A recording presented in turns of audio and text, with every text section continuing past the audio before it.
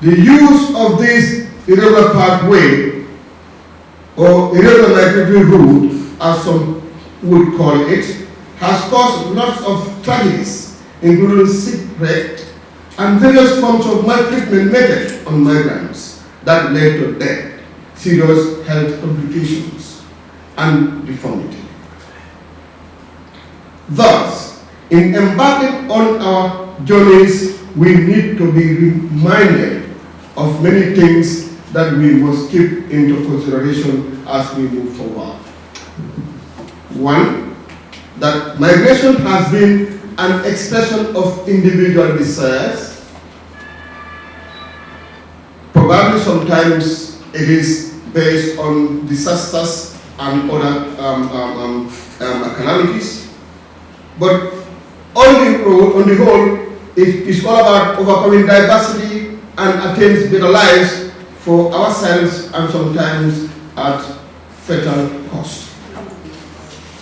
That many migrants continue to face vulnerabilities no one should have to face. These are facts. That it is imperative for us to cooperate and work towards alleviating these vulnerabilities. Ladies and gentlemen, migration, particularly irregular migration, poses multiple challenges to countries of origin, transit and destination, as well as migrants themselves. Migrants in irregular situations are particularly vulnerable to discriminations, exploitation and abuse. Such migrants are also in danger of being exploited by criminal organizations like human traffickers and migrant smugglers. The crimes of which constitute a serious violation of human rights of its victims. Despite the protection granted by international law, many migrants continue to face severe difficulties in their migratory routes, leading to loss of lives of many. Ladies and gentlemen, cognizant of these challenges posed by migration, the government of the Gambia, through Ministry of Interior, being the institution responsible for migration management and governance, has for the first time in the history of the Gambia formulated a migration policy which was launched in December 2020. The migration policy provides a national framework for migration management, better coordination and definition of the responsibilities of stakeholders partaking in migration management, guidance on the review of national migration legislation in order to address current migration challenges. The migration policy has objectives and priority areas, and these priority areas are assigned to thematic areas.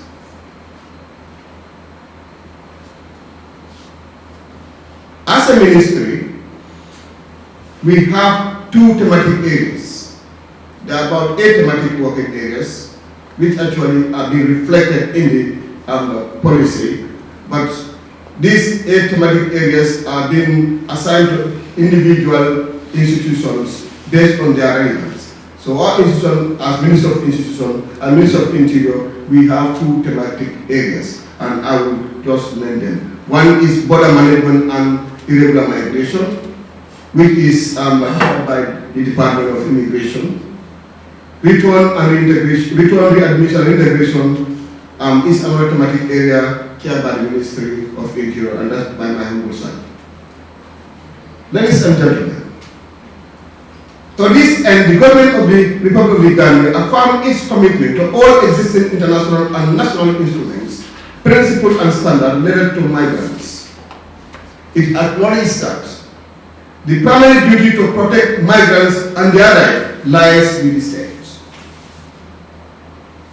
In this respect, the Gambia promotes and contributes to the protection of migrants' human and civil and economic rights, be it its national citizens abroad or foreign persons in the territory. Ladies and gentlemen, the Gambia for the past years have witnessed clandestine movement of its youth folk through irregular pathways and unfortunately resulting to loss of lives of cream of our youth in the Sahara Desert and the Mediterranean Sea. The fact that numerous sensitizations took place in the forms of caravans, focus group discussion, radio and television talks, community engagements, yet people are determined to move in an irregular manner. The fact that they had incidents of tragedies that occur along the routes.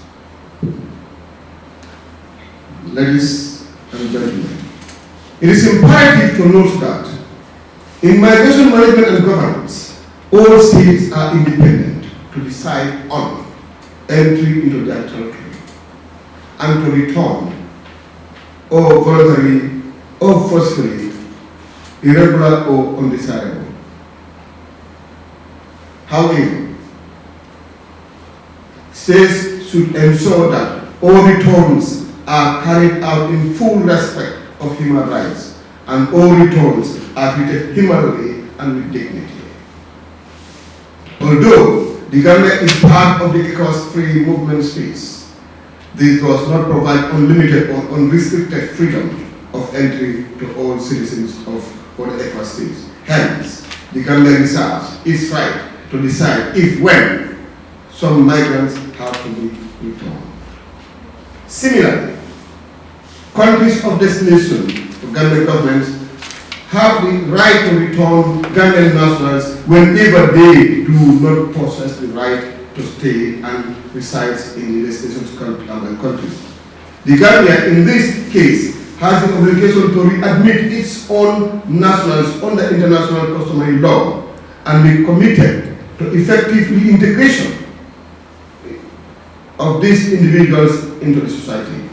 All such actions must respect the human rights of the affected person, and in order for it to be sustainable, it must also involve the cooperation and agreement between origin, transit, and destination countries. Distinguished ladies and gentlemen, indeed, the past years and weeks and even days have given us much needed room to self-examine where we might have not done enough to prevent tragedies that have been occurring.